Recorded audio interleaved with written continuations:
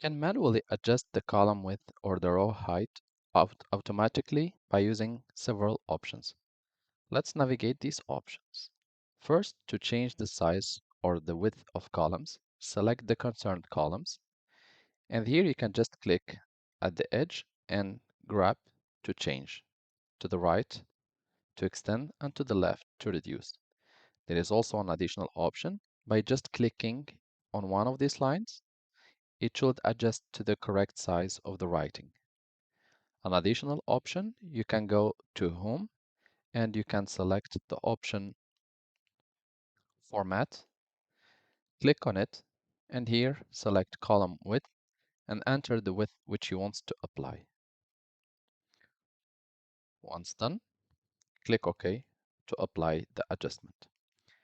If you want to change the height of rows, select those concerned, go to Format, and here you can select row height, type the number, and click OK. An additional option, by just selecting the numbers and clicking on one of the edge of these numbers, and it should automatically adjust. Or you can just hold click and drag to adjust all of them at once.